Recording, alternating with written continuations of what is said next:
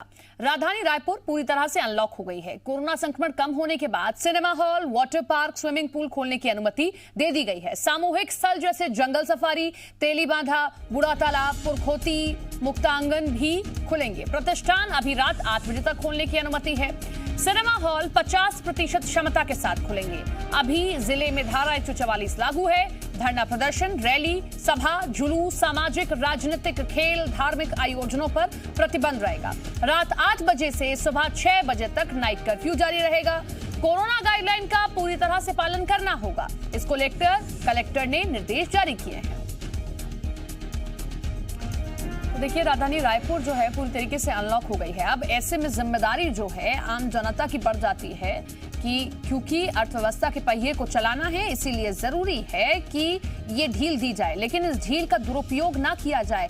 ये ना सभी भूल जाएं कि कोरोना अभी खत्म नहीं हुआ है, हम सबके बीच में है, तीसरी लहर की आहट है। ऐसे में बहुत जरूरी है कि हम सब सावधानियां, सतर्कता बरतते रहें। राजधानी रायपुर को अनलॉक कर दिया गया है। नाइट कर्फ्यू सुबह 6 बजे तक जारी रहेगा, रात 8 बजे से। राजधानी रायपुर पूरी तरीके से अनलॉक हुई है। स्विमिंग हॉल, सिनेमा हॉल, माफ कीजिएगा, वाटर पार्क और तमाम ऐसी चीजें जिन पर प्रतिबंध अब तक लगा हुआ था, उन सभी को खोल दिया गया है।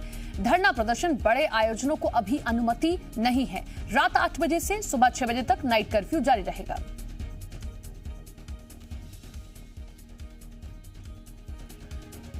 रायपुर से रजनी ठाकुर हमारे साथ, हमारे सहयोगी लाइव जुड़ रहे हैं। उनके जरिए जानने की कोशिश करते हैं कि आखिर लोग कितने जागरूक दिखाई दे रहे हैं। रजनी, पूरी तरीके से रायपुर को अनलॉक कर दिया गया है, लेकिन ऐसे में जिम्मेदारी, भागीदारी आम जनता की बढ़ जाती है। और सबसे बड़ा सवाल यह भी कि जो दावे प्रशासन कर रहा है वो कागजी ना हो या फिर सिर्फ वो मीडिया के सामने ना दिए जाएं, धरातल पर भी वो दिखाई दे। जी बिल्कुल, देखिए सपना, बीते कुछ दिनों में कोरोना का जो खतरा है वो कुछ कम हुआ है। पहले जहां प्रदेश भर से आंकड़े 10,000 तक भी जा रहे थे, वहीं अगर बीते 24 घंटों की हम बात करें तो महज 244 नए मामले सामने आए हैं। रायपुर से सिर्फ 13 कोरोना पॉजिटिव मामले सामने आए हैं और इसको देखते हुए प्रशासन ने जो छूट है, जो अनलॉक की प्रक्रिया है, उसको आगे बढ़ाया है। पहले जहां समय बढ़ाया गया, प्रतिष्ठानों के खुलने का जो दायरा है उसको बढ़ाया गया, उसके बाद संडे का जो लॉकडाउन था उसको भी हटा दिया गया और अब ये फैसला लिया गया है कि जो सिनेमा हॉल हैं, जो थिएटर्स हैं, जो टॉकीज हैं या स्विमिंग पूल्स वगैरह हैं, उनको भी खोला जाएगा। एक बड़ा फैसला कहा जा सकता है, लेकिन इसके साथ ही कुछ गाइडलाइन भी जारी की गई है। ये साफ तौर पर निर्देश दिया गया है कि जो सिनेमा हॉल, थिएटर, मल्टीप्लेक्स खोले जाएंगे, वहां पर कुल क्षमता का 50% क्राउड ही होना चाहिए और उसके लिए तमाम व्यवस्थाएं की जानी चाहिए। और जिस बात का जिक्र आप कर रही हैं कि भले ही दूसरी लहर से छत्तीसगढ़ अभी उभरा है, लेकिन तीसरी लहर का खतरा बना हुआ है और इसके साथ ही अगर अभी लापरवाही की जाती है तो आने वाले समय में कोरोना के मामले बढ़ भी सकते हैं, क्योंकि इसी तरह की जो स्थिति थी वो तब भी नजर आई थी जब कोरोना की लहर आई थी छत्तीसगढ़ में। जब दूसरी लहर आई थी उसके पहले ये लग रहा था कि सब कुछ ठीक हो चुका है, न तो मामले बढ़ रहे हैं और न ही कोरोना से होने वाली मौतें बढ़ रही हैं, जिसकी वजह से कहीं ना कहीं प्रशासन भी लापरवाह हुआ, लोगों ने भी लापरवाही बढ़ाई और नतीजा हमारे सामने था। तो इस बार ये सीखने की और इस अनुभव से समझने की जरूरत है कि छूट भले ही बढ़ाई जा रही है, अनलॉक का दायरा भले ही बढ़ाया जा रहा है, लेकिन उसके साथ ही जो एहतियात है वो प्रशासन को भी रखने होंगे और आम जनता को भी उसका पालन करना होगा। रजनी, हमने देखा कि मध्य प्रदेश सरकार ने भी कुछ ऐसा ही फैसला लिया। संडे को अनलॉक पूरी तरीके से कर दिया गया और जो प्रतिबंध थे उनमें रियायत दी गई है, लेकिन वहां पर एक बड़ी जो मांग है वो ये रखी गई कि वैक्सीनेशन का सर्टिफिकेट आपको दिखाना होगा। क्या ऐसा कोई यहाँ पर इंतजाम किया गया हो कि वैक्सीनेशन सर्टिफिकेट आपको दिखाना होगा, उसके बाद ही आपको कुछ चुनिंदा जगहों पर एंट्री मिलेगी? इस तरह की व्यवस्था यहाँ नहीं की गई है। बीते दिनों इस बात की चर्चा भी रही। रायपुर के महापौर ने भी ये बयान दिया कि हम इस बात पर विचार कर रहे हैं कि जिनको वैक्सीन नहीं लगी है उनको सामान ना दिया जाए दुकानों से, या ठेले कारोबारी जो हैं उनको वैक्सीन लगाना अनिवार्य किया जाए।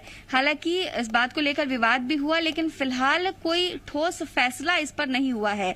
अपील जरूर की जा रही है और प्रशासन की तरफ से अभियान जरूर चलाया जा रहा है कि ज्यादा से ज्यादा लोगों को वैक्सीन लगे, लेकिन वैक्सीन नहीं लगने पर कोई सुविधा नहीं दी जाएगी। इस तरह का फैसला रायपुर में फिलहाल नहीं हुआ है।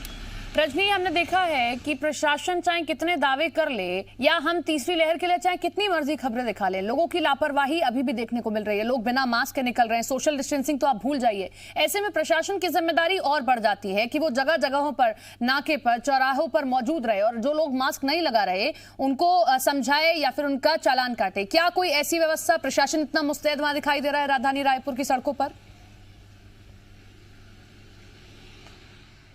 जी, मास्क को लेकर अभियान लगातार जारी है। जो लोग मास्क नहीं पहनते हैं उन पर जुर्माना लगाया जा रहा है और ये भी देखने को मिलता है कि ज्यादातर जो ट्रैफिक है वहां पर चेकिंग की जाती है मास्क की। लेकिन इसके साथ ही अब इस बात को भी देखना होगा कि जहां जहां भीड़ बढ़ रही है, चाहे वो बाजार हो, मॉल हो, मल्टीप्लेक्स हो, सुपरमार्केट्स हो, ऐसे तमाम जगहों पर जहां पर लोगों के पहुंचने की, भीड़ बढ़ने की और सोशल डिस्टेंसिंग का पालन न होने की संभावनाएं बढ़ रही हैं, उन जगहों पर मास्क लगाना अनिवार्य किया जाए या मास्क की चेकिंग जो है वो की जाए। सोशल डिस्टेंसिंग का कितना पालन किया जा रहा है इस बात की भी तस्दीक की जाए। और अब लोगों को भी ये समझना होगा, हालांकि दूसरी लहर तक लोग काफी ज्यादा डर गए थे और कहीं ना कहीं ये बात उनको समझ आई भी थी कि सिर्फ सरकार के भरोसे बैठने से नहीं होगा और जो सख्ती की जा रही है वो खुद उनके लिए की जा रही है। तो स्थिति ही ऐसी ना आए कि सख्ती करने की जरूरत पड़े और जो छूट दी जा रही है प्रशासन की तरफ से उसका इस्तेमाल जरूरी कामों के लिए किया जाए, क्योंकि अब भी वो वक्त नहीं आया है कि सब कुछ सामान्य नजर आए या जो जिंदगी थी वो पहले की तरह सामान्य तौर पर चले। तो ऐसे में लोगों को सावधानी रखनी होगी तब तक जब तक कोरोना का खतरा पूरी तरह से ना टल जाए। जी बिल्कुल, सामान्य जरूर स्थिति नजर आ रही है, लेकिन इसी बीच हमें यह भी नहीं भूलना है कि तीसरी लहर की आहट है, दस्तक हो चुकी है और डेल्टा प्लस वेरिएंट के मामले निरंतर देश में बढ़ते जा रहे हैं। ऐसे में जनता की सावधानी, प्रशासन का मुस्तैद रहना बेहद जरूरी। बहुत बहुत शुक्रिया रजनी आपका तमाम जानकारी के लिए।